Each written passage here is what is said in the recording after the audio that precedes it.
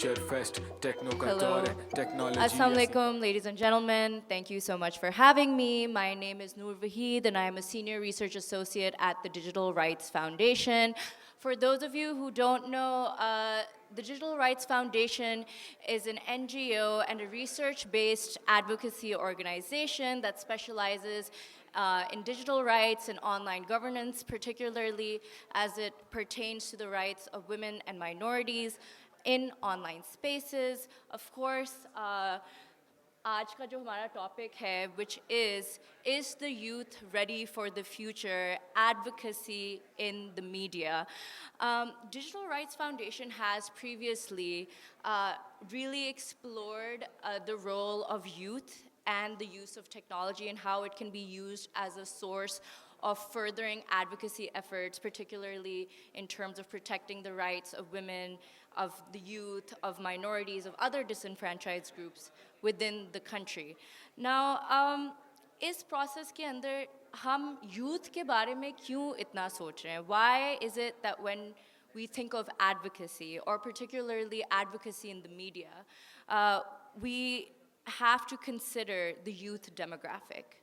That is because एक तो पाकिस्तान में 64% of the population is under the age of 30, making Pakistan one of the world's largest youth populations. And from amongst that number, 71% of online users fall within the age range of 17 and 24. This means that Pakistan mein, particularly hamari 64% of our population, of which 71% of our internet users fall within the youth demographic. And that means that they're 1.35 times more likely than any other age group to be active online and are participants in online spaces. Now, DRF, in collaboration with UNESCO, did a report for 2022 titled Visions of Youth, Battling Myopia in Online Spaces, and also how the youth envisions the online space moving forward in the future. And in this report, we did a survey which targeted people from the age group of 18 to 35 and covered youths from all provinces, including GB and Azad Kashmir. And it tried to cover as many socioeconomic categories as possible. And in this, you would think that just because hamare perception mein jawan log are young, they're immature, they have not yet grasp the importance of certain rights, or they don't have a sense of responsibility, this myth has been completely dispelled by our research. Now, I wanted to share some of our research findings, so let me just pull out some statistics. So, freedom of expression and safety. 65.1% of youth respondents felt that they had to censor themselves in online spaces. इसका media or advocacy के ऊपर क्या impact है? As a result of this, the youth demographic felt that whenever they tried to raise their voices for social issues or relatively controversial issues, or tried to further certain advocacy issues, they felt that they had to censor themselves due to the nature of regulation of online spaces. 60.7% of respondents felt that they were not safe in online spaces, which is deplorable. Mazid uske aage, 86.7% of respondents felt that there should not be blanket bans. 78.6% of respondents felt that the government should not have the power to arbitrarily shut down the internet for ambiguous security reasons. What does this level of responsiveness show to you? What this shows is that our lawmakers, our policymakers, are not taking the youth perspective in mind when legislating on the types of regulations that should govern online spaces. And it emphasizes the need for the youth perspective to be considered when implementing or when establishing these regulations. Why do I say this? Abhi dunya mein agar aap dekhein, some of the leading civil rights efforts, both within Pakistan and outside of Pakistan, have been run or have been led by a youth contingent. So, for example, as you know, the Israel and Palestine issue is an issue that has been going on since 1948.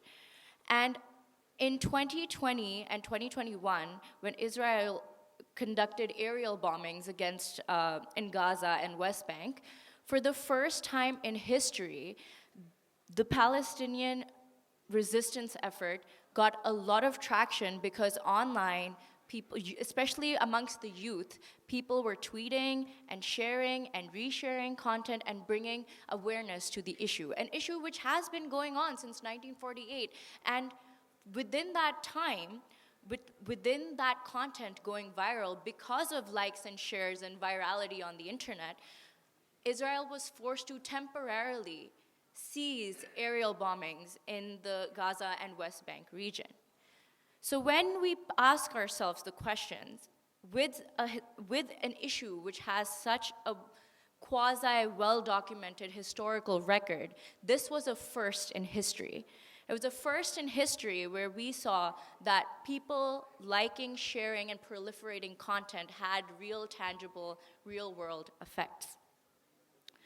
In this way, again, how else is the youth leading advocacy efforts using media, using technology? Climate Change March, Aurat March, several civil rights movements within the country have been led by youth demographics, youth contingents, student movements have been capitalizing on social media, bringing traction to these issues, raising awareness, using platforms like Twitter, Facebook, Instagram as the primary methods of disseminating their manifestos, sharing their list of demands, sharing what their movements are about, and proliferating content that will also increase awareness amongst various segments of society and rally them behind causes that impact everyone. So, for example, I know as also a young person who is an online citizen, a citizen of online spaces, I know that there have been several movements that I have become aware of through the use of social media. And because of this use, it's not just limited to a certain privileged, educated class. The youth are expanding what we think the use of technology is. They're expanding how it can be adapted, how it can be transformed, how it can be tailored to a cultural context that would make it far more accessible to the most vulnerable members of our society. So this report that Digital Rights Foundation conducted, Visions of Youth Battling Myopia in Online Spaces, a key takeaway from this is that our legislators are not technologically aware enough to be the people who are at the forefront and are the primary stakeholders in the discussion around content regulation. What that means is that अगर आपने news में देखा हुआ होगा कि जब Cambridge Analytica scandal हुआ था in the US, right, where Facebook, well, now Meta, was accused of being involved in like one of the largest data breaches in like online history, and like a lot of user data was leaked, and Mark Zuckerberg was called to Congress to testify and kind of give an account of what happened to Congress. What they found was you had these senators who may have had decades of experience in governance, but they had no idea about what technology they were dealing with. In fact, you know, they they were asking extremely basic questions about how Facebook made money, or how does this technology work, or like how are you able to provide this service for free? And those were questions which a senatorial intern would have never asked. We're at a very unique point in history where you find perhaps your interns or college students or younger members of our population are more equipped to answer questions around technology, the advancement of technology, the adoption of technology, for the purpose of human rights, civil rights, and advocacy efforts far better than members of our parliamentary assembly or our national assembly. तो इसका response क्या है? क्या youth क्या कहते हैं future के लिए रेडी नहीं है जहाँ मीडिया बेस्ड एडवोकेसी होगी कि is the previous generation not ready for youth involvement in media based advocacy? So इसका क्या सोल्यूशन है? First and foremost, we recommend that during discussions on content regulation, use of social media, under preservation of freedom of expression online, what is the threshold by which a regulating authority can impede certain content? We believe that the youth contingent should be placed at the forefront of that dialogue and those discussions. Additionally,